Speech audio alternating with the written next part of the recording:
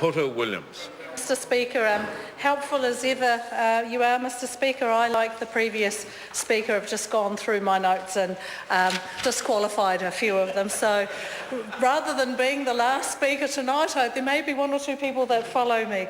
But thank you very much, Sue, for assisting me in learning how to take a call in the House.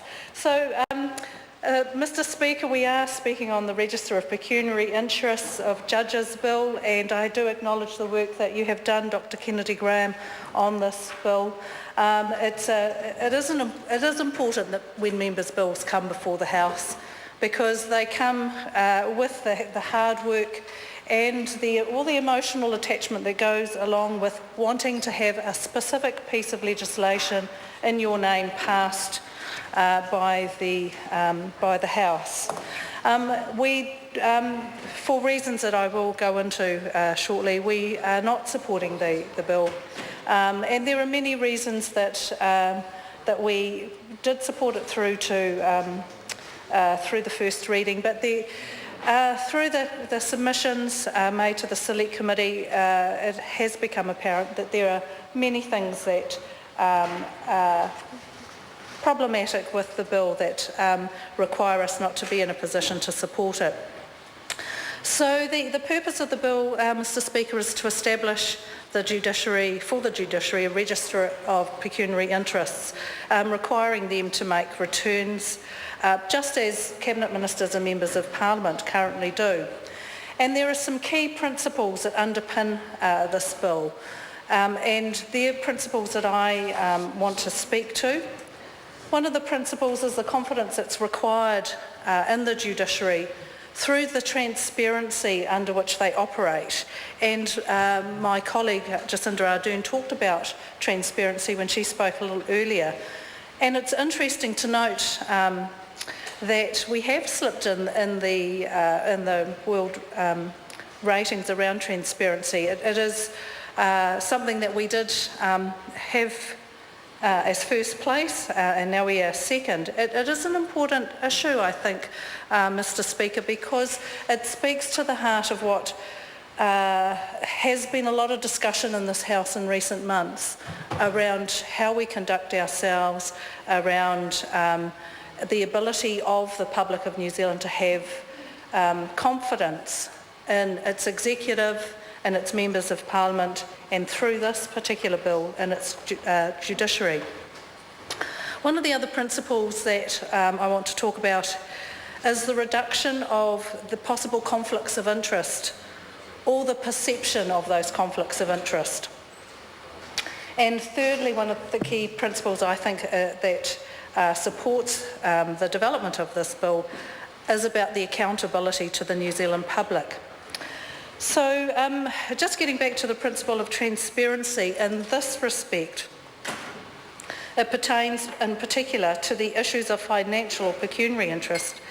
Nothing undermines public confidence in a nation's institutions and procedures more than the suspicion that a public servant may have, and especially proof that one has, suffered a conflict of interest arising from a pecuniary interest in a particular dealing in which he or she has been professionally involved. So where the public loses confidence in a member of the public service, or where there's a perception that this has occurred, it's a principle, of conflict of interest, or the perception of such. Now, and I just have to go through my notes here where I have had to put the marker pen through. Oh, yes, should I do it? I should try and have a go. The other principle I allude to is about the accountability to the New Zealand public, where someone who's employed and paid for from the public purse uses resources paid for from taxpayers. The New Zealand public has a right to know how their taxes are being spent and if it's in the benefit of New Zealanders. I just want to refer to some of the issues that the submitters raised during the Select Committee. They were concerned that this bill may limit the ability to recruit and retain judges, and we've heard a little bit of discussion about that in the House tonight.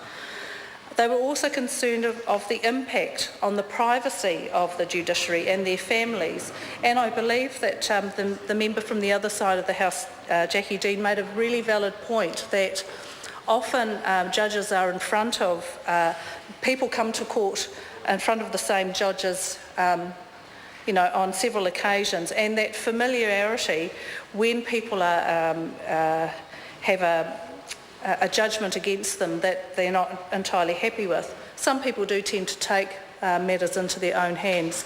And having the knowledge of where someone lives, their assets, does put them at some risk and does put their families at some risk. The submitters also talked about there being a potential for misuse of that information and the harassment of the judiciary by disgruntled litigants. And there was also another point that they made about the automatic disclosure of conflicts of interest could lead to delays in the court process. And here is, in that regard, regarding delays or regarding the workload of judges in the court system, I do have some experience of.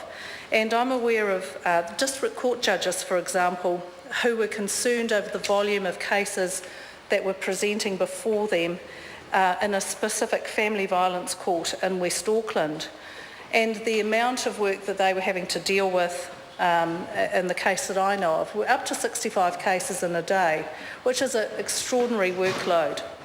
So those family court judges and those district court judges had applied pressure to the ministry and to the court process to allow for changes to the prosecution guidelines that the Solicitor General put in place to make it, to raise the level of evidence that was required to get a prosecution in the first place, so that, sir, I'll get to the point, so that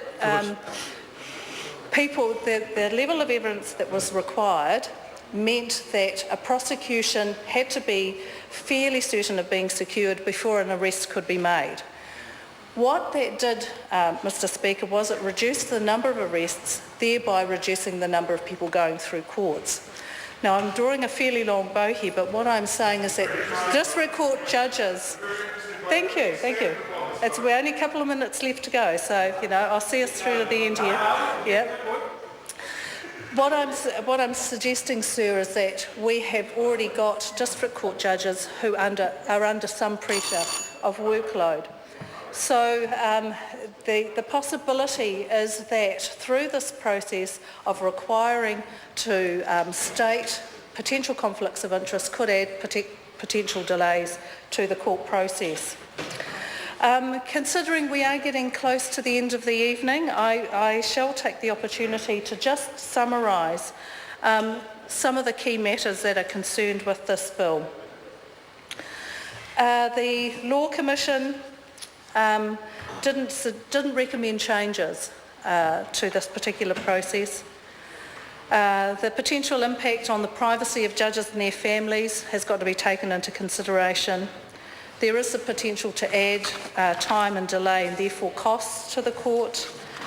It's not known, it's not a process that's known throughout similar jurisdictions around the world, and really there isn't a widespread concern that this process should be adopted.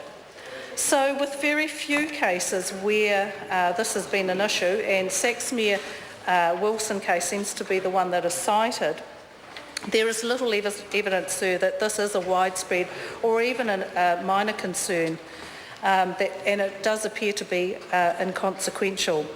So in that regard, Mr. Speaker, I just reaffirm that we are not supporting this bill, and thank you very much.